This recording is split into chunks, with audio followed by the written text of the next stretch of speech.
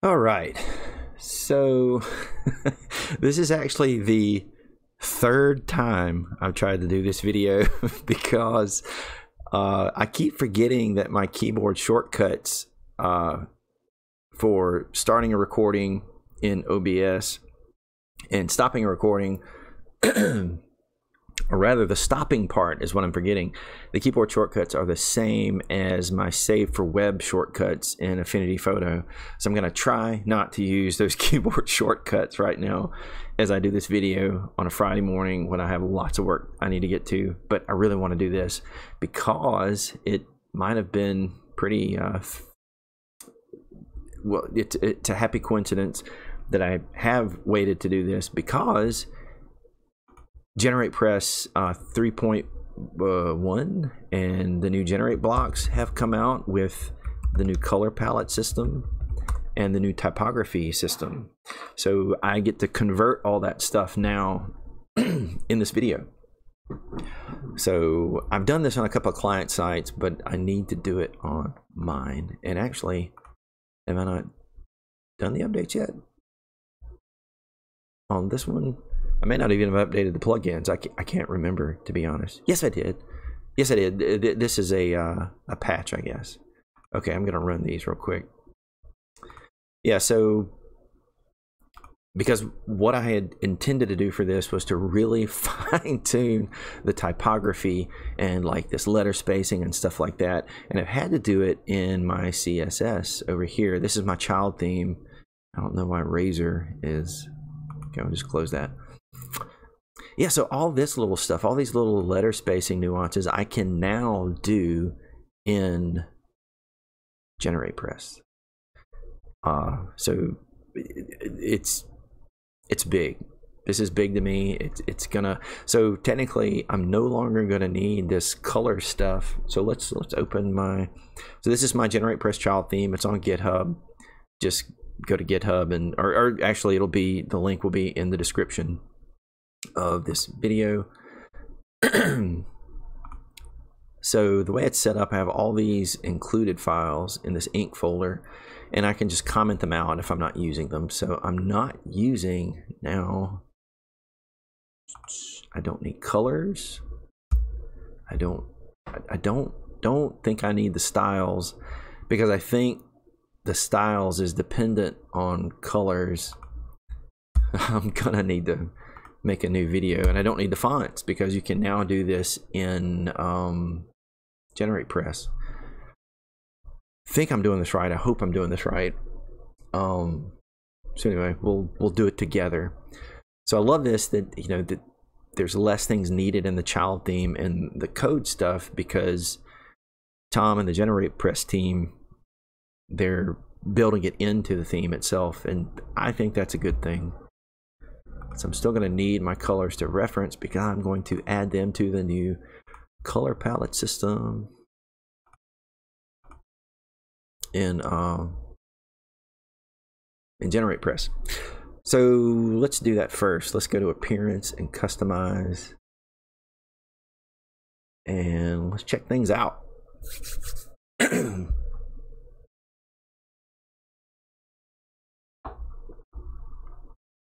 Am I still recording? I'm gonna make sure every so often it's still recording. All right. More recent. No, thank you. So let's look. Colors. All right. So I wonder if it'd be easiest just to delete. Still don't need white, black. Let's see. Where? Still recording. Okay. Hide that. And I'm hiding OBS on my second screen because it tends to, the performance is already slow enough while OBS is running. My poor little laptop. Okay, so I want to mimic these colors. And so I was just contributing to a conversation on the Facebook group about naming colors with variables. So ideally, and you can see the way Tom did it, although I just deleted it. I think he's, yeah, so instead of like naming this gray, You can see he's named it Contrast 3, and even black is named Contrast.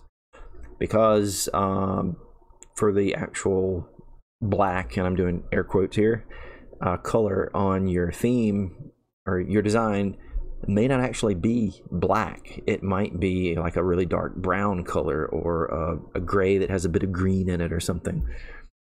So that's where this gets tricky, because let's say so that blue color that was there that I deleted, I think he called it primary or accent or something like that, because instead of it being blue, you might change it to green. And if you've named it blue and then you change it to green, well, that's going to get a little confusing.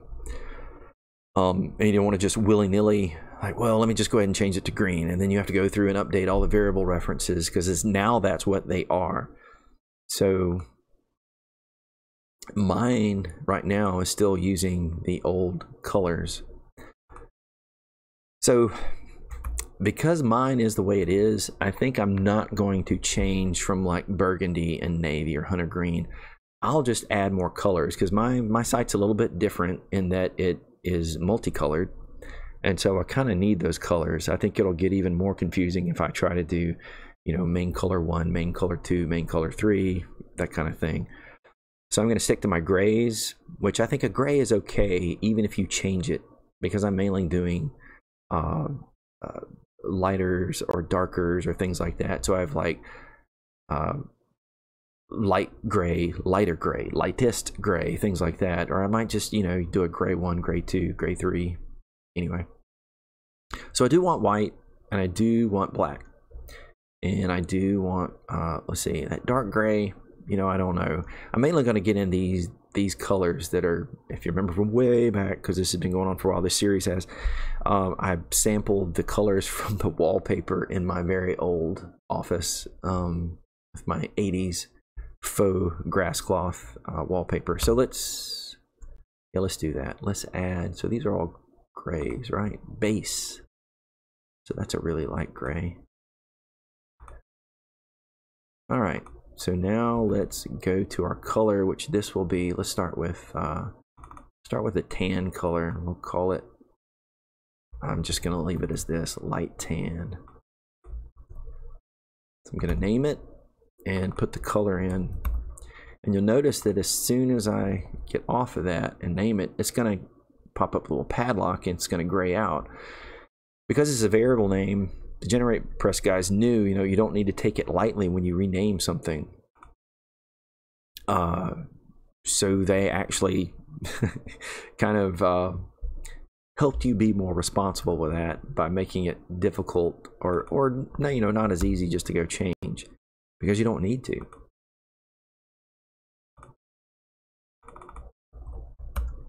So here's my burgundy.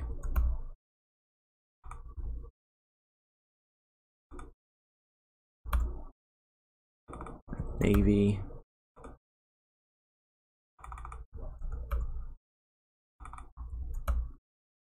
I guess I don't really need to be copying like the word navy. I can type that pretty easily. So let's just do, let's do hunter green.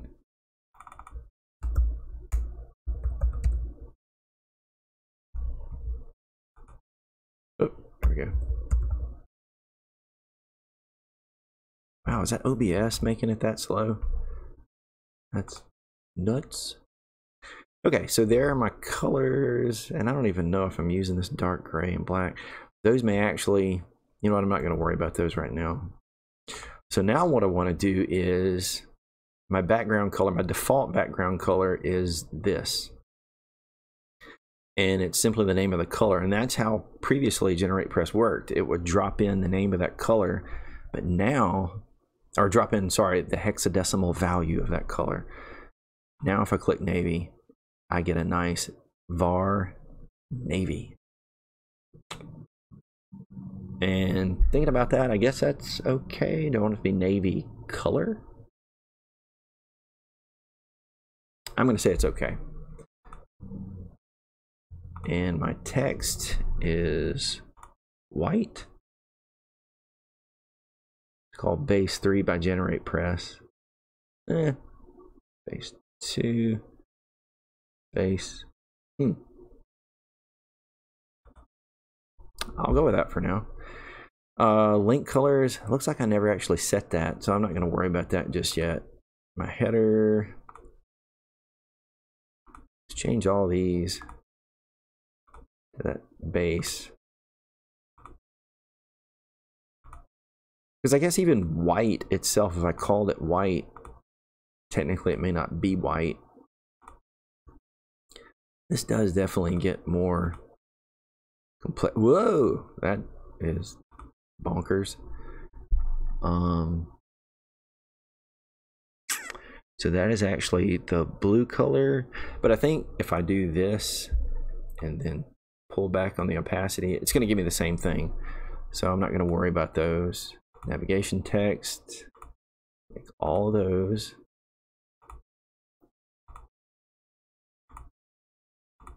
And I can even save transparent versions of these variables if I want to, like this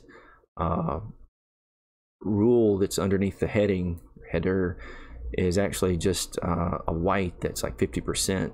And I just did that in my CSS, but I can make that color up here and store that in my palette if I want to, because you can make any of these transparent and it'll still store it in that.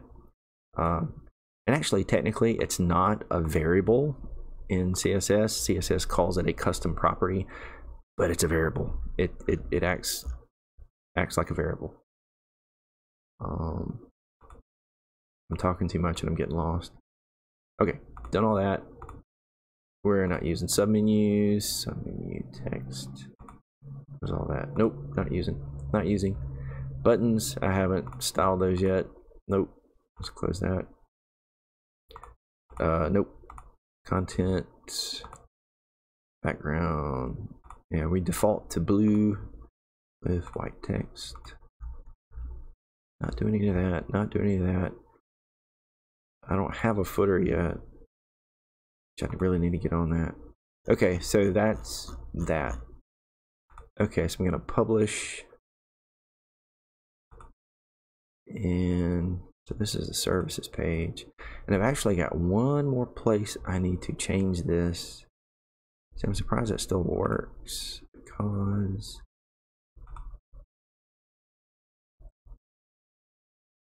oh no, these still work because that's the very okay.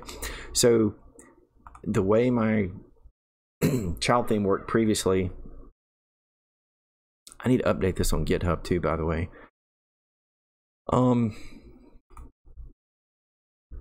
So if we look at the source code,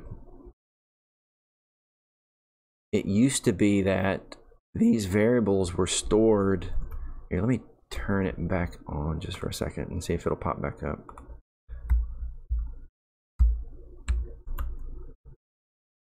Okay, refresh. Okay, so here's what my child theme injected. These GPC, GeneratePress child, base inline CSS. So this stores all my variables. And I also had it store some classes, like has white color, has text color. Wait, let me turn on the wrap.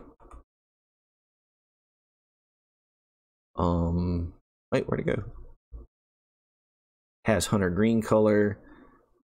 So that you could use these classes in your code, and that's I might have to rethink.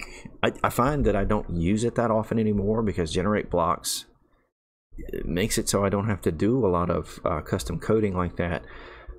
But I would use it probably if I'm making my own blocks with advanced custom fields or making my own outputs with the what is the GeneratePress do template hook filter, whatever it is.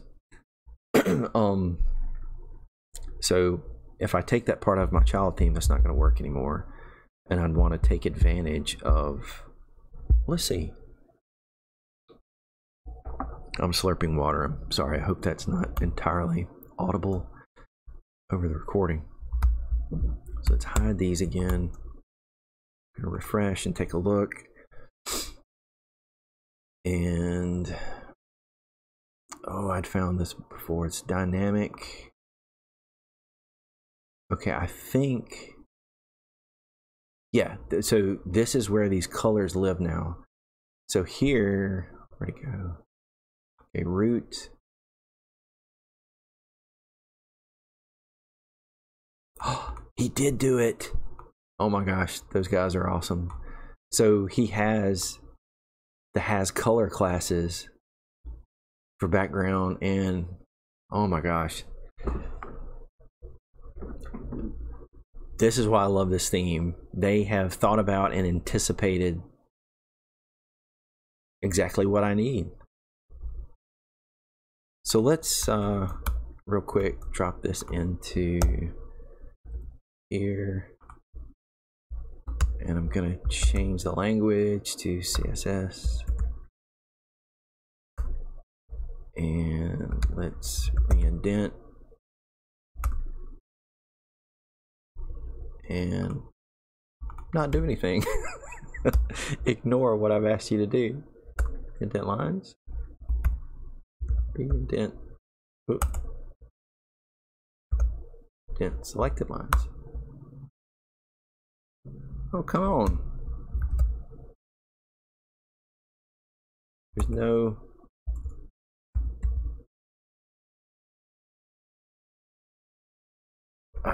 okay, well, I wanted to like format it in CSS. Let's...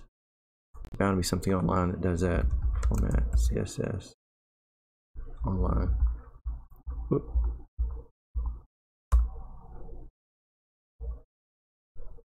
Excuse me, I'm going through way too much trouble for this. Beautify. Oh, no, not load file. No, cancel. There we go. So let's take a look at that now. So it's got some stuff that GeneratePress is using in its own stuff, but also look at this. So there's all my color variables that I just entered, and here's all of the classes that I could want to use in my own stuff. So that has burgundy background color, has burgundy color. Man, that is freaking awesome. Now that is kind of weird that instead of the variable or the custom property name, it's using the actual value when those custom properties are right here. But you know, I'm guessing as I change it here and resave it, it's going to update it here, so I don't have to worry about that. That's great.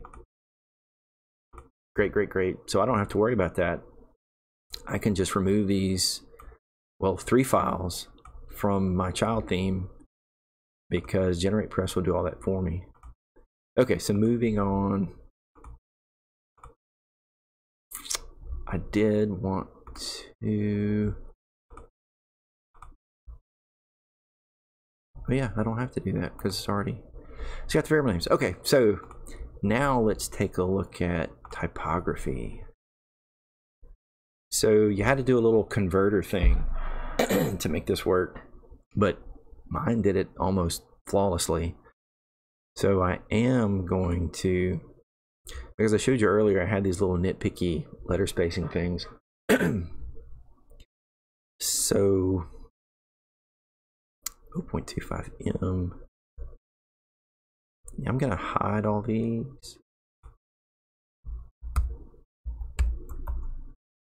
Okay, I'm gonna, well, let's publish this.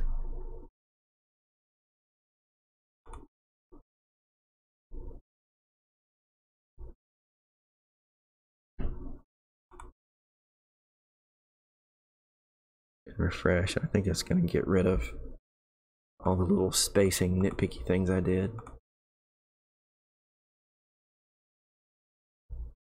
Yeah, okay. So I feel like that spacing is too tight. Let's go to the services page. That has a little more of the nuanced things that I'm looking for. Okay, so now with these new typography tools, I can go in and say like, okay, the body is my Graycliff font, and here's the font manager. I can put in my own font names. Now I can't put in the fallbacks unless it's a Google font, like here. I kind of hate that, but you know what? I feel like it'll be fixed at some point, or maybe there is something I can do already. But let's not focus on that now. Let's look at this. So now I have my body element. And the way you do this is, so all these things are defined already here, but if I add something, it's going to put it in a neat little category based on what I pick. So let's say I don't have buttons. So it's going to put it under content, I think is where it will stay. But if I change it to heading, well, heading 5 will still be content. So let's say footer bar. So now I get a little category heading called footer, but I'm not going to do that right now. So let's delete that. And let's go back to body. So that is neat that it'll kind of organize everything for you as you add it. So not only do I get font size, my line height, and the paragraph margin, I get letter spacing now. Oh my gosh, this is, so what do I have? Okay, so just in 0.02 M. So I can do that right here, 0.02. And it looks like that did the trick. Yeah, that did change. You can see where it breaks here versus here. Okay, cool. And line height is 1.5, paragraph margin, I'll leave that as M's. So does it default to 1.5? Change it to 1 M. So I had all this set back in the first video and it all got changed, but that's okay. So let's look. Yeah, I want that changed for the site title too. Did I do that? Inside header. Okay, so for those with the bolder weight, 0.025 M. Okay. So let's. And it's even responsive. I can change it for tablet and for mobile. 0.025. It's going to open these up just a little bit. Just ever so slightly. Oh wait, that was for the site title. So it did there, not here. And I can see it there. So for my navigation, I want it to do the same. Let's do M. No, sorry. 0.025. And now it should open up over here. We should see a little bit of a difference. I didn't notice much of a difference. I'm too picky for my own good. So Dolly, I'd done something on that too. Oh yeah. Negative. Oh, negative. Wait. No, the others were positive. Those are supposed to open them up. These I'm supposed to tighten up, but that.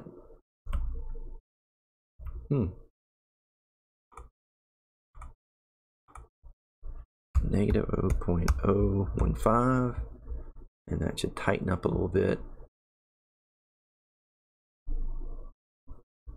Yeah, a teeny bit. Oh, that's the margin. Good grief. Oh, you can't. Okay. Nope. Not wanting to screw with that. Sorry. Filling in the wrong thing. Now we should see it close up just a little bit. I hope. Yeah, there it went. I did see that. Okay, and now my headings. H2 through H3. 0.025.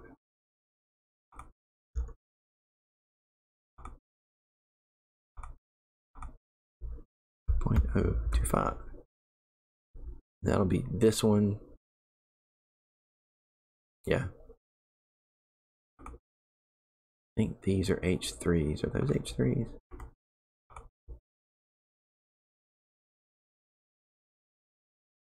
Come on, inspector. No, it's H2. Sorry. Because technically those should be H3s, semantically speaking, but maybe not. That's H3 M.025. Sorry it takes so long for this to load. Again, I think OBS really bogs down my computer.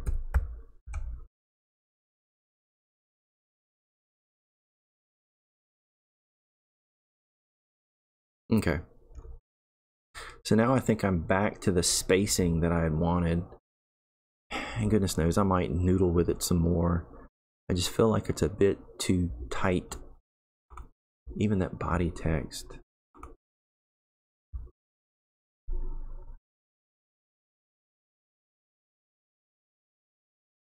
Yeah. Okay, and one thing I want to do is make these more of a group. Because my line height is good. So I want to look at my headings, like mainly that H2. And now I can control that bottom margin. So I want to try 0.5 M and see what it does.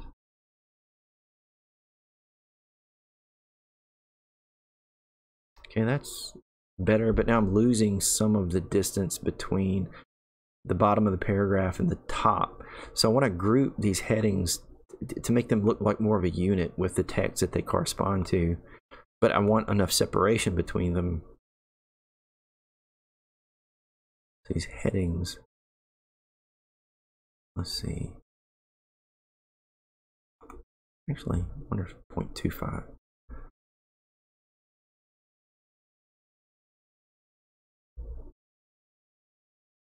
Yeah. Okay, where's my paragraphs again? The bottom space on those, I left it as 1. 0.25, maybe? Just a little bit more.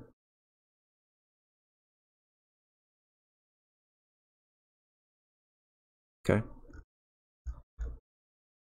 Let's see that H2 again.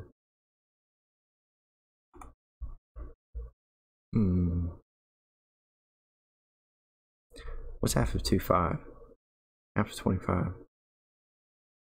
12 times 2, 24. So 12.5. 125.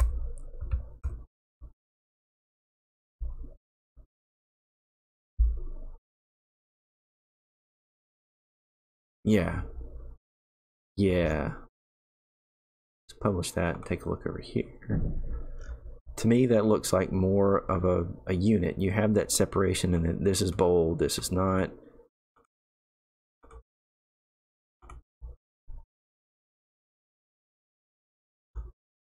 Yes. Okay, I like that for now.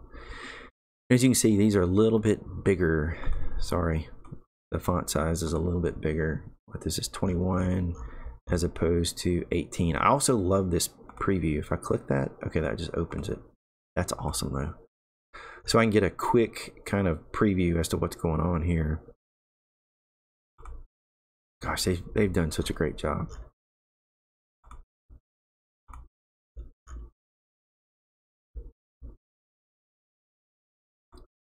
I think that spacing is good.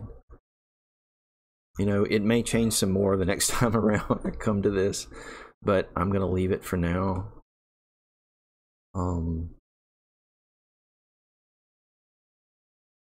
And see, it even attached it to that. Now that letter spacing, I think that's good. I think. Sorry, not letter spacing, the line spacing here as opposed to there, because this is slightly bigger in font size than this is, and since I think this is right, since the line height is in M's, it's going to be relative to the size of the font. So whereas the body line height is 1.5, there is no unit. If I, oh my goodness, okay, if I change it to M, does that really make it go bonkers? Okay, it look the same. That's interesting. And there is something to that, I just can't remember what it is. But you often see line height as measured without any unit. And the heading, it's not one, it's 1.45. So just for kicks, let's look at the home page and see what happens when we decrease that.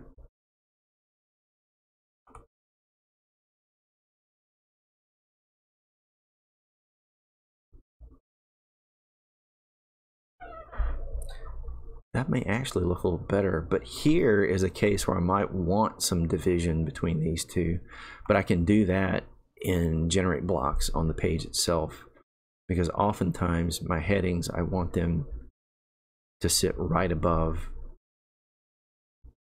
the paragraph that they refer to. Now, if we were doing a really complex site with lots of hierarchies of headings with their text, this would get more complicated, because you might have an H2 heading that appears directly above an H3 heading, and you would want some separation there. And in that case, you might have to get into your CSS and do, you know, you can do classes like I might do entry content H2 plus H3. Is that right? Yeah. And that would say top 1M. So this would simply say, in these cases where an H3 appears directly adjacent to an H2 or after it, to add a margin top of 1M to the H3. So that would give that division, or that's how I would probably tackle it. There might be better ways, to be honest. So yeah, since this is, make sure is OBS still running. We're still recording. All right.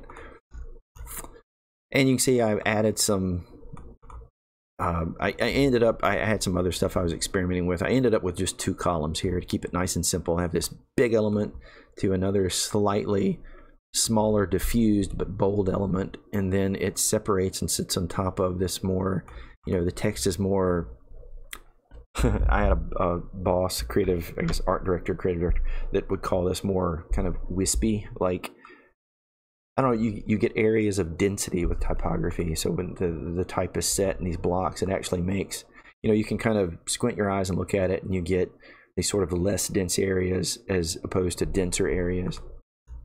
And it's all a game of contrast, creating these rhythms, and you know, you get consistency through your axes and your margins and things like that. Another thing that I did, and I've already put in here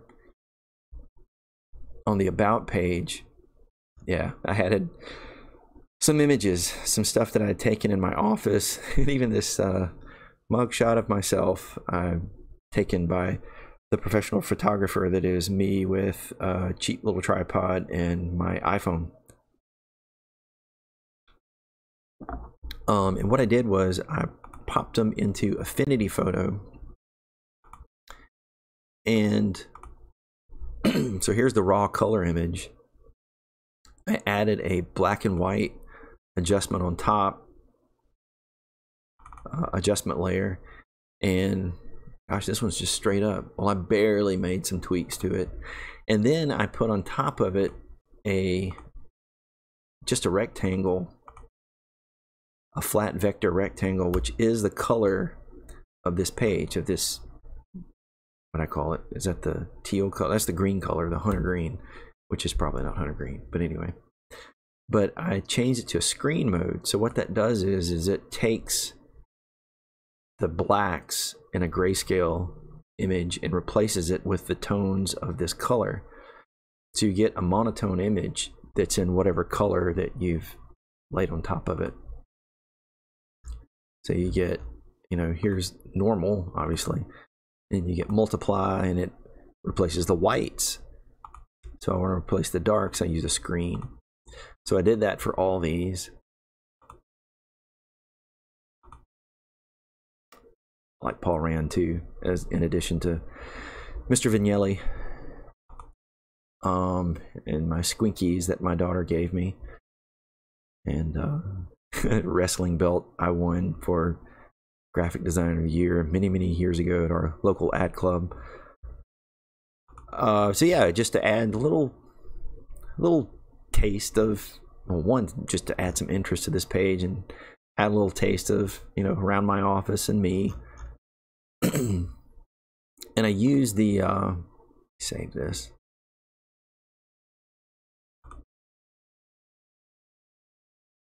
The animation classes that I've built in. More plugins update, or is that left over?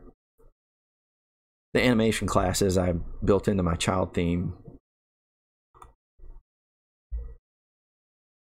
So jump over here to the about page.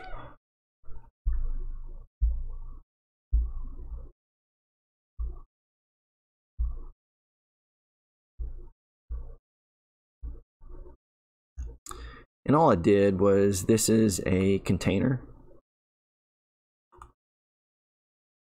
And I've created a global style for my container. This is a page content container. And I'll show you those in just a second. And the grid portion of it is not a global style. Did I make a global style? No, I did not. Yeah, I changed the gap to 15. I might make it smaller too.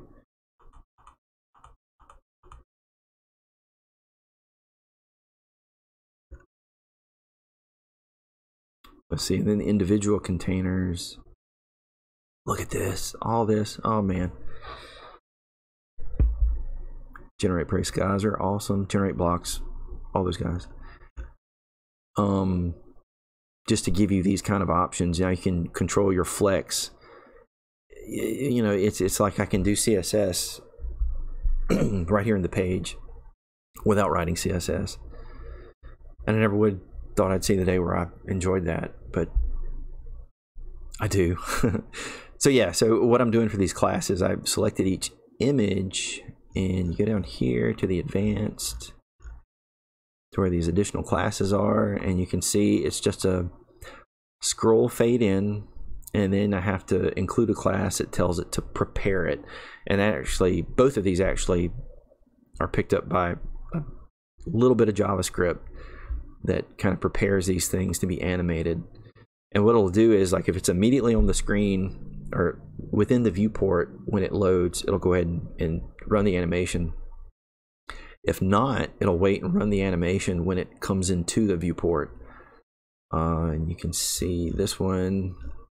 So also with each, there are some delay classes. So it's just telling it, okay, do the same with this one, but wait 250 milliseconds.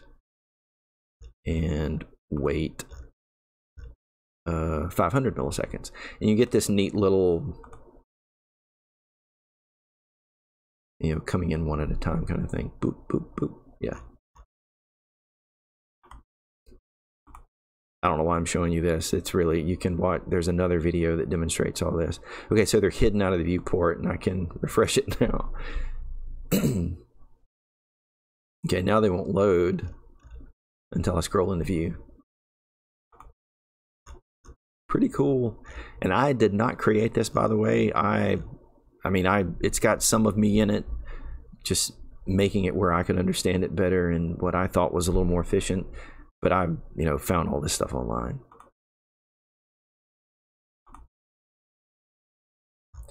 So, oh, yeah, okay. So, my OCD tells me update it. I don't want to see that, you know, there's an autosave version of this page.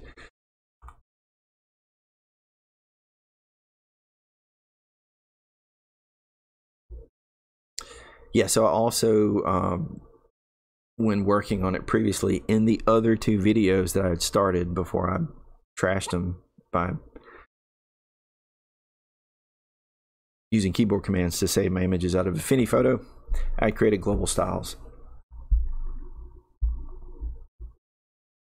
So I have one for my page heading, and I we'll probably do a video just on these later, because I like seeing how other people use them. So I think it's helpful for, I don't know, you learn more because you learn about the way other people work, and they may do things that you had never thought of. Okay, so he's added the, yeah, that's cool. So even you get the padlock here, like, be careful changing this name. That means you're going to break the connection with the other stuff. So for that outer container, and I'll use this so you can actually see it. That outer container, you get a page heading style. For the grid, apparently I didn't name it, and I need to, because I think I changed that stuff. Okay, page heading inside left, page heading inside right. I'm going to break it. Yep. What did I call this? Just page heading. I'm going to call this the same thing because it's a grid wrapper. It's a different base class or whatever. Page heading. Because I think I changed this gap on page heading container and the page content container. No, I didn't, because that page content, I didn't, I think it's just the outer container for the content. Yeah, I haven't gone into a lot of detail about how I wanted to do these yet. Again, my site is small. I don't have to worry about it a whole lot. And I wonder if some of this, okay, it's just a container. Okay, that's fine. Yeah, update. Let's go back to the services page and see where I might have failed to apply those.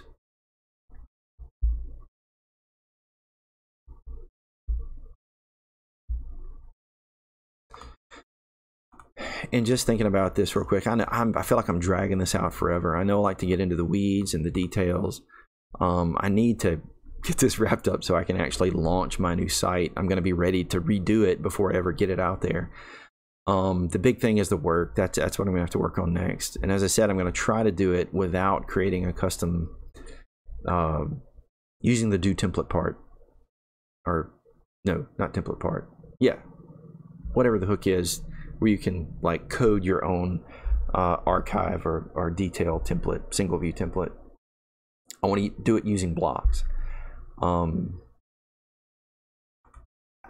need to get a footer designed. I feel like things are a little too simplistic. I need to look at the copy because this is all from my current site and it could probably use some tightening up. You know, I never wanted it to be complicated or overly wordy because I know people don't have time to read. I just want to give them a little taste of who I am, the work that I do, and kind of how I do it. So yeah, so hopefully things will start to move right along here as I get going with it. As I keep going with it, rather, I should say. Page heading.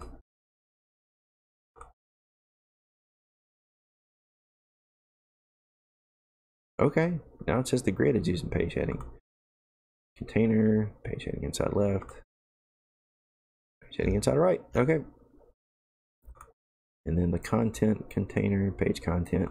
But then these are just whatever. Yeah. Yeah, because this probably won't be used on any other page. So yeah, I think that's it.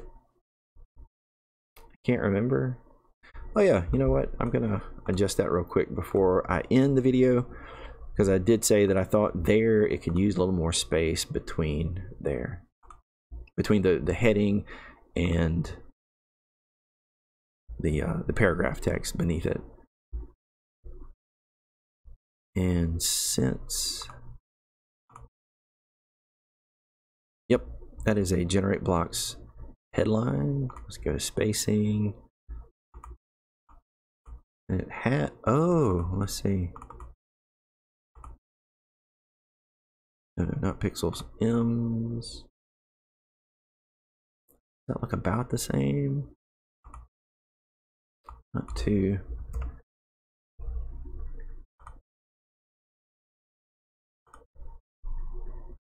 And I'm just eyeballing it. I'm not trying to do any math, fancy math to make it come out to some magical number.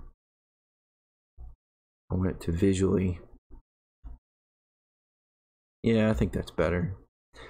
This page needs some more too. At least I think it does, and I'm not sure what to do with it. So yeah. But anyway, let's see. So we covered the new color palettes in GeneratePress, some of the new typography controls in GeneratePress. Really, really loving them. And see, just look at little things like this. That looks way more spaced out than it should be, and maybe it's the kerning in between, the built-in kerning into the font. Looks like maybe I can help you too. Yeah, no, that's just a weird.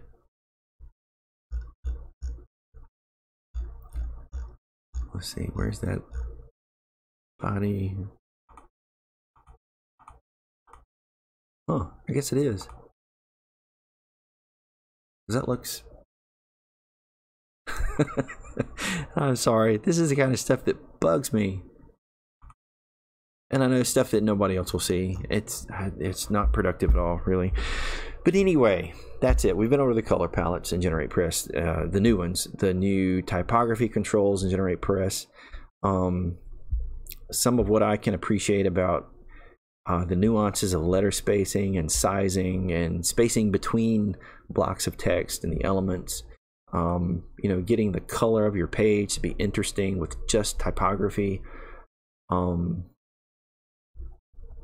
I didn't really talk about how I get to the space differences in these, but I try to make it, you know, multiples of, you know, whatever the distance between this and this is. Maybe I doubled it between here and here. But I know I also used a vertical height margin so that you can see, depending on the height of the screen, it will kind of move up and down. You can, you know, ever so slightly. Vertical height and vertical width units are related to your viewport size, and they're marvelous. You can do some cool things with them. Anyway, we touched on some of those things using some of, we talked about how I was using these monotone images on certain pages along with my animation classes. I hope this was interesting, possibly even helpful. I think I've been working on this for well over 2 months now.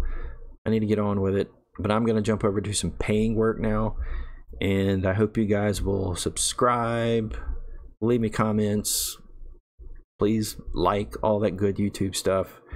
Sorry for the gap between posts. Again, it's user error on my part. This is still recording. I'm checking right now. It is still recording, folks. Third time's a charm. All right, guys, I'll see you next time. I'll probably go ahead and work on the portfolio. We need to get on with that, and I'll work out some other details, fine-tune some stuff later on. We got to get the meat of this thing done, and thanks for watching.